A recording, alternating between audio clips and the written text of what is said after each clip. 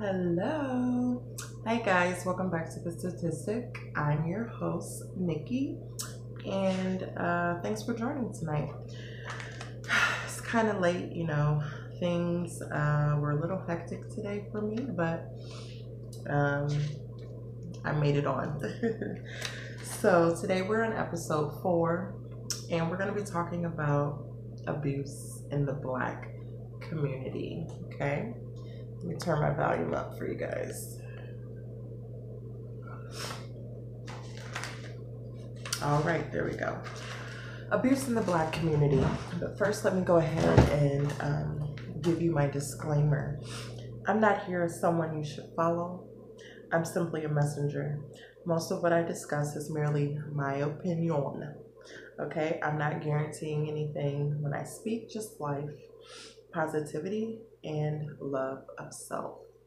I'm not perfect, nor am I claiming to be in any way, shape, form, or fashion. I'm a statistic having a spiritual journey of love, light, and peace. Please keep any negative comments to yourself, as your tongue is a powerful tool that should be used for speaking life, not death. Not death against me or any of the other viewers in the comment section, okay? So join me as we release, we relax, and we reset, okay? Now today's topic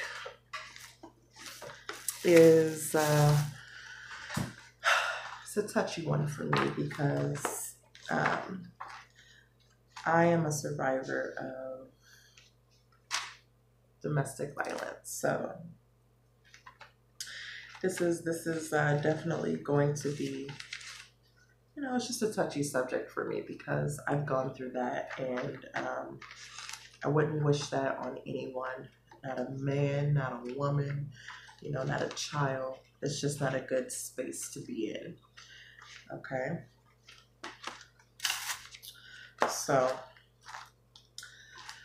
let me hit you with this, guys.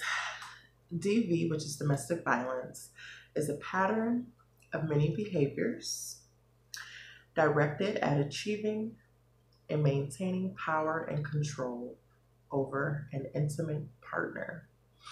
Physical, mental, emotional intimidation, coercion, and threats are types of DV. Okay, 29.1% of African American females are victimized by an intimate partner. African American women experience higher rates of intimate partner homicide than any other race. We also have, it's not just for women, men get abused too. There's high percentages of abuse against men as well, according to a CDC study. And same-sex partners, like nobody is out of the race, basically, for getting their ass whooped. But it's just astounding on the percentages of African American females that get victimized. Let me just take that back. Just abuse in general in our culture, that's something that it didn't just start. That's been generations and generations of just abuse going on, and sometimes, that can be a learned behavior. It can come from, seeing your father do that to your mother, seeing that happen to your mom. It can be, just passed down from generations to generation, and it's unfortunate because it's not stopping. It's getting worse. So in the headlines, we have this incident with Fabulous and Emily B. Also, there was an incident with, I forgot her name, Marcel. She's a American Next Top Model. I think she was a winner. Eva Marcel, I believe her name is. And the headlines are just that, they've been in a domestic violence relationship with their partner. And it's unfortunate that, kids are involved, but that just goes to show you that it doesn't matter how much money you make. It doesn't matter how famous you are not exempt. Like, it can happen to anybody. I remember, being younger and I would watch Maury, right? Because I didn't have cable, and that's the type of TV they fed us. If you didn't check out my video from last week, check that out, okay? And it's regarding the type of shows that they put on TV for our culture. Are we a product of that? So make sure you check that out. But I used to watch Maury when I was younger, and I would see, I would see these people come on stage, and it was either some baby daddy drama or it was men abusing women. And I would just be like, wow, how could you allow somebody to treat you like that? Or they stupid, they this, they that, all that criticism starts to come in. But having gone through it myself, it was something that I never thought that I would deal with in my lifetime, but it happened to me. I was in a relationship at 19, and my partner was very abusive, physically, mentally, controlling, abusive, emotionally, just abuse, right? And it took me years to get out of that relationship. That was just to get out of the relationship. We're not talking about the healing process that takes place after you've gone through so much trauma. We're not even talking about the healing process. So it took me years to get out of that situation. And, I have children by this person. So in my mind, I was young and he was older by many years. But I didn't know certain things. And I think, that was played upon for me being young and being with an older guy, where he just took advantage of me in many ways and just made me feel so small. And I remembered, looking at my face one day like, what are you doing? Why are you allowing this to happen? Why are you still here? And it's not that I didn't try to get away many times before. I did, but then I would always feel compelled to return to this person. Not because I like getting abused, but it was guilt. It was just being ashamed of number one, at the time, having two baby daddies, not wanting to have to complete that process all over, just thinking that, I could change this person. Well, if I just did this, then maybe he won't do this. And it usually does not work out that way.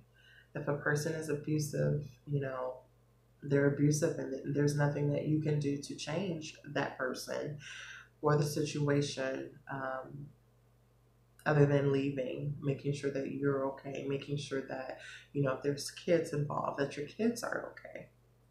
But for me, it was a long process of back and forth, and it was very, very traumatic for me, that period in my life.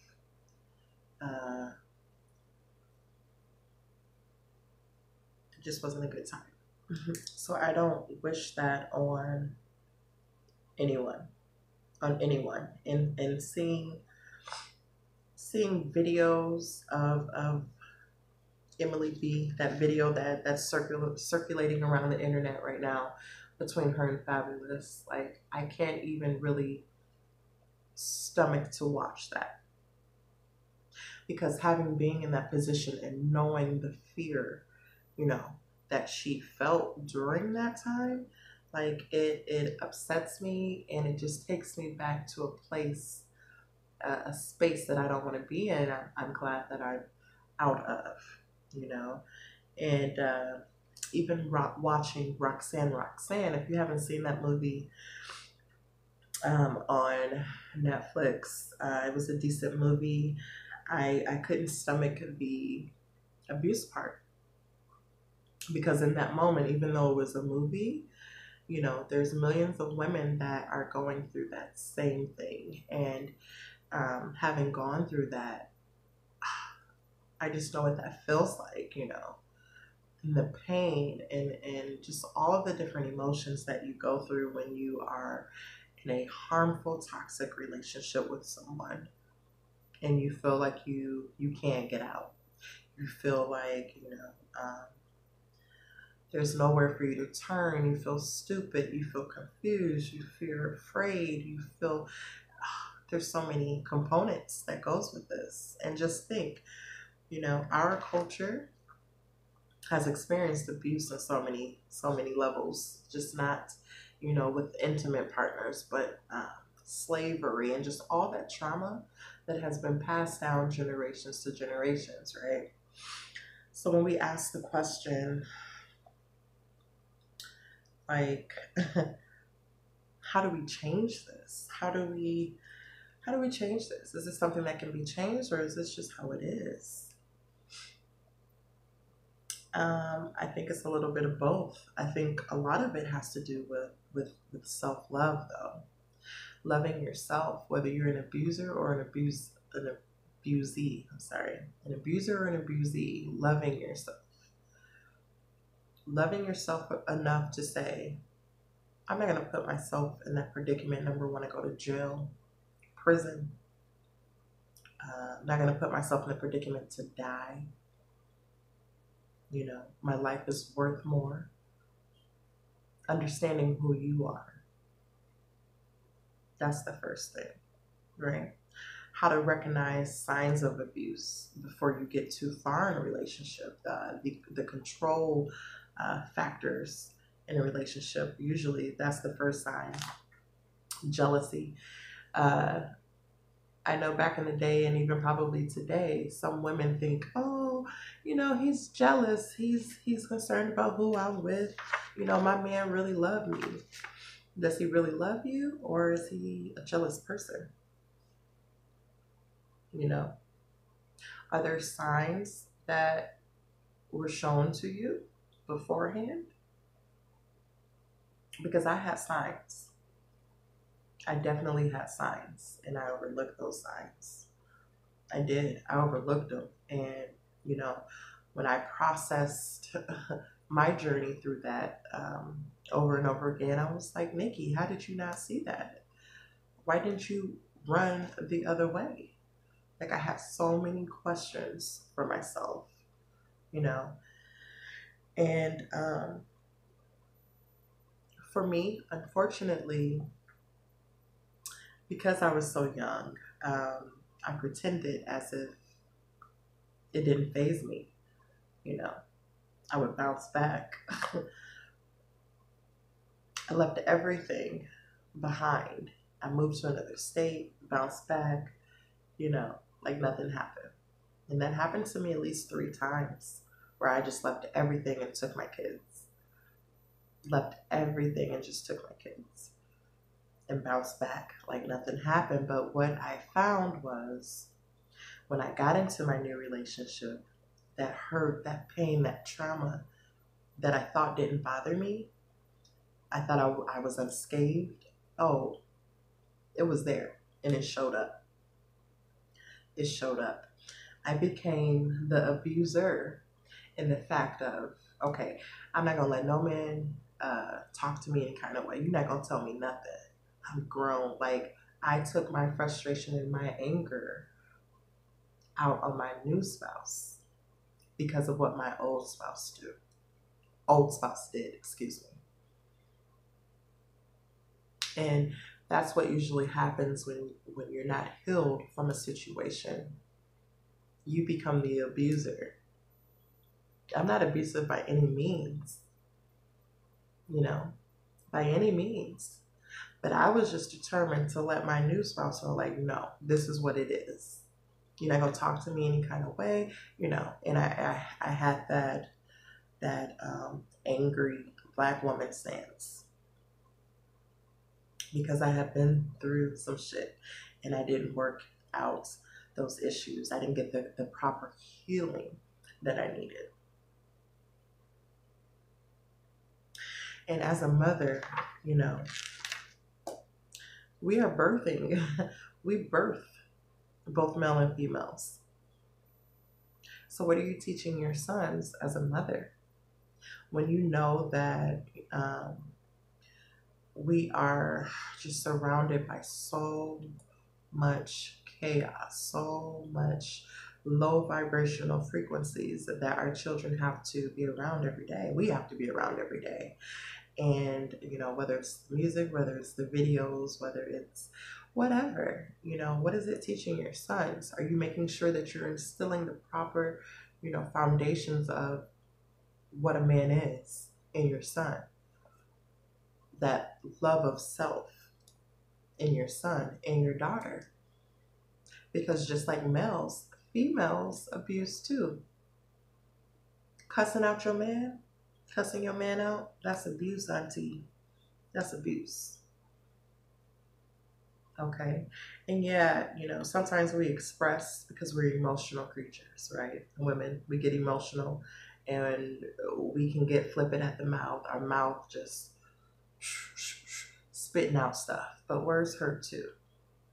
Words definitely hurt. And if you are, you know, always just being negative towards your man, saying mean things to him, really not uplifting him, bringing out that king essence in him.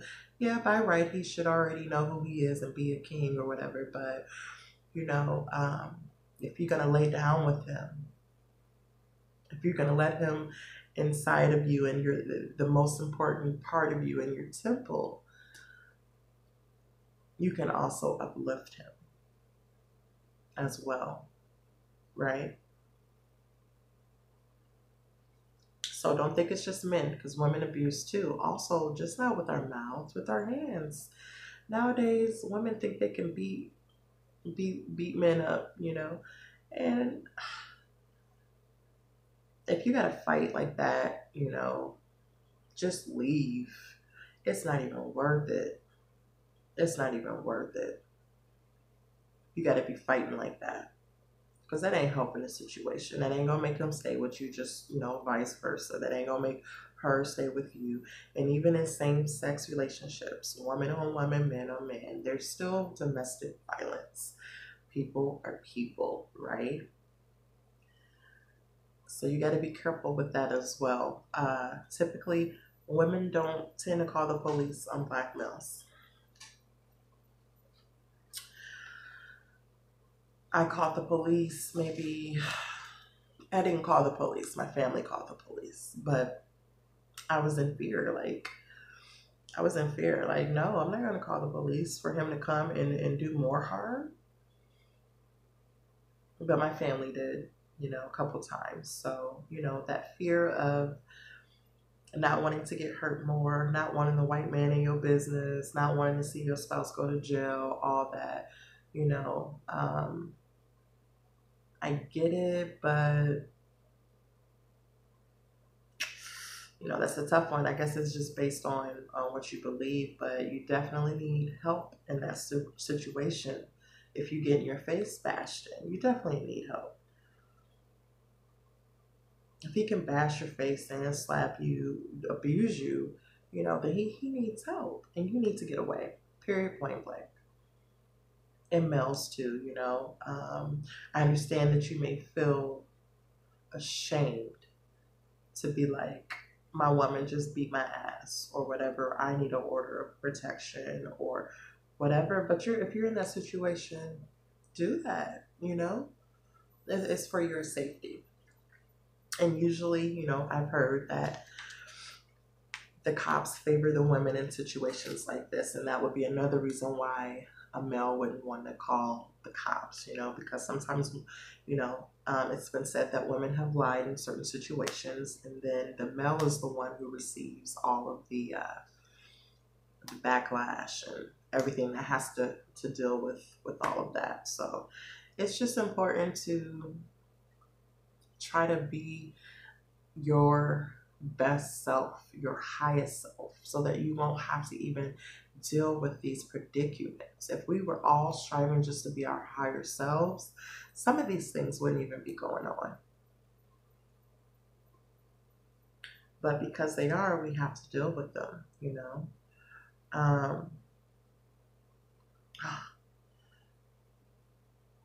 I just, it's hurtful for me to think about all the people that suffer day after day, especially in our community when we already got enough stuff going on, but to hurt each other,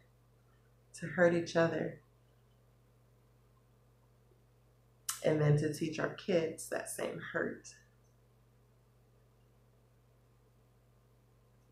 It's just not okay. We got to do better. We got to do better as individuals, as parents, as a community, you know, as a culture. We just have to do better and, you know, program your mind with positive things around you. You know, that's what I always just state. Program your mind with positivity. If you listening to trap music all day, where all they talk about is popping mollies and doing this and that to women, or you listening to rap songs that all they talk about is in this, in that, this in ain't no good, blah, blah, blah. That's in your mind, and that's what you're eventually going to start acting like. That's just what happens. That's just what happens. So program your mind with positive things, okay? And don't be afraid to speak out. Don't be afraid to get help. I made it out. It took me years, back and forth, back and forth. I love this person. He said he changed this time, you know? Wanting someone to change.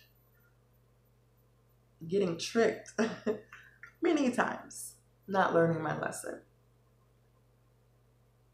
But I got out, and so can you. So can you.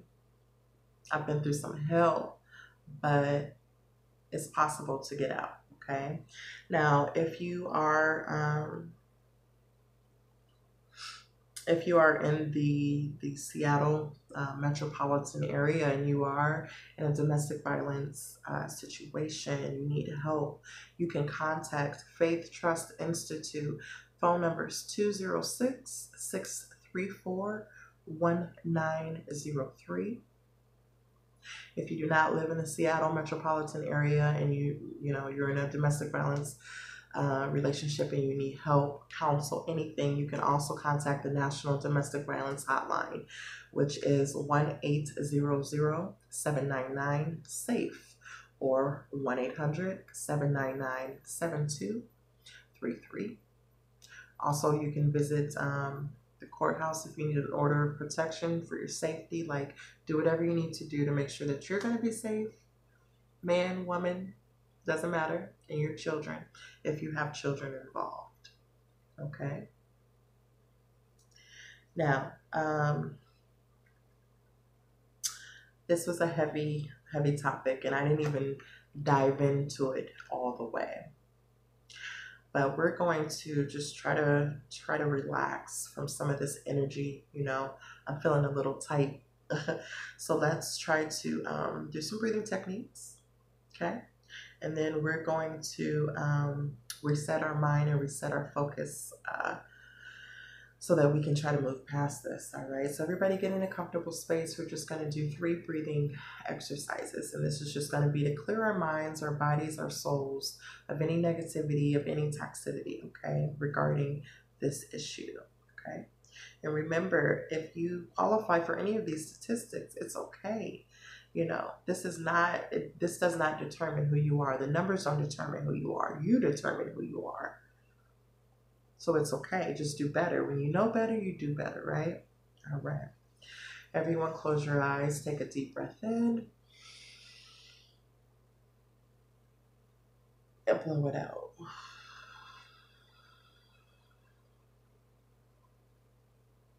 Deep breath in.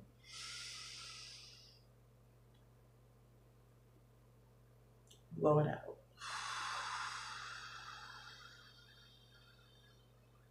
Last time, deep breath in. And blow it out.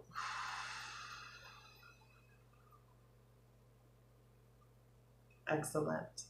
Next, we're going to do 3 cleansing breaths, okay? On this cleansing breath, you're going to imagine a light, bright light going all throughout your body, cleansing your aura, okay?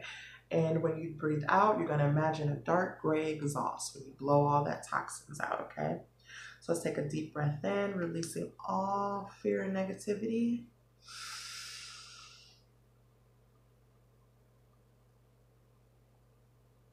Blow out fear.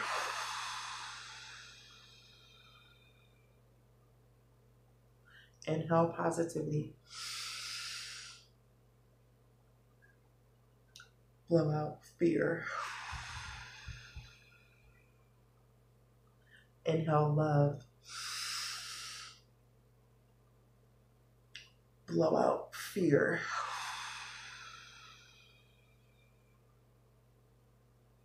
All right, everyone. I hope that kind of helped release and loosen you up a bit, okay?